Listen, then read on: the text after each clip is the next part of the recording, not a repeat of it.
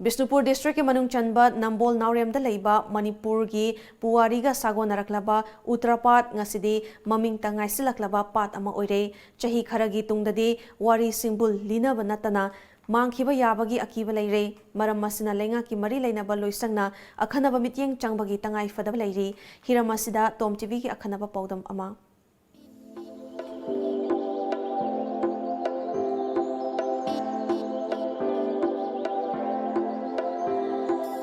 Ningsing bathok tringai matamdagi ipuroi sidabana jomba mandharam na yangrin saru oiraga tili koktong leikorel namthak soktopung haiba saktam laurakpa matamda maina wai tangna sam taibang chara talakpa matamgi yek taret salai mapal khairakpa Puwariga Sagonaraklaba Paat amani Nambol Naorem khulna maningda nongpoktana taibang chara tanaba layam singna sanafam oiriba sanapat awangda kongkham khul Chingfu chingna makhada patsigi ngamkhai oribani Nambol turelna mamang maikaida kolaga puraktuna tauthang tabi fawraga chingfu chingi awang thangba maning maikaida fawkhraga loktak pat ka samnari adubo ngasi di paat asi lengakna mityeng changbidabana mangkhibaga pangkhak oire Mamingta Ngaishillaklaba Paat asi Naorem khulgi layoi khraba ahal singna hundoklamduna miyoi chamaga kun punduna Utrapat Fishing cum Pisciculture Cooperative Society Limited semduna kumja lising amaga chamapan ga yangkhaini panda Manipur lengakta register tawduna miyoi mapal na saba committee amana paat asi ngak selakli thangjing thaduna pothok puthokduna Naorem thangjing haina maming chatlamba paat asi low pari nifu mathoigi pak sauba mafam leiri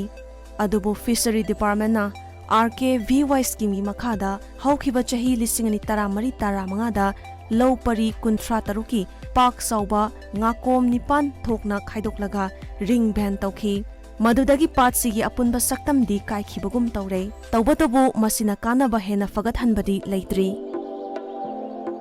Hiramasigi matangda pasigi ngak seliba society gi secretary A nipa machana fongdorakhibada tha ani ahumgi mamangda surik tingi tharoi chabi urel porom ising porom lutunga nganu thonggong uro umu hongai lam nganu uchek makhal khara khak patsida chakta rakhi amadi masingasi lising mangarom suramkhi haujingna lising ahumlom tamak ngaire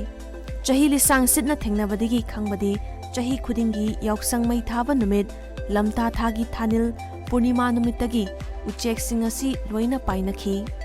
Amaromda atopa mafam singda lamlaki sa uchek kannaba thabak paikhalabasu mafam sida ngasi fawba mari leinaba authority amadi forest department ki maikaidagidi uchek kannaba chiksin thorang amata paikhalaba leitri uchek marang kaina leire ba thungdabana department ki maikaidagi kitang chiksin thorang tawraga semhaningba adigi forest ki maikaidagi su kaitang mieng janghaningi Mamamdari amkan section orang lobian tajai khabar aku gidi department ki miyembau mityeng changbagi wafam amata leire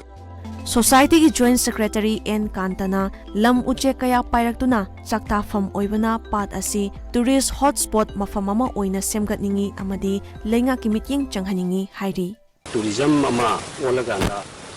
yamna sawba income ama lahanba panjai ching leire turel leire nakuda tourism ama yam kuna shakal hani akogi Utrapat committee ki maikaidagidi hoi pauda Utrapat se du manga leiri tourism onto mafam ju yam sawa oiba ado khasaka na mi amtuk changira tourism am onthok piragadi akoi yam nungaijari lamdam asida lamgi uchek makhal sing asi pairak laroi tra haibagi mi paibasu phauri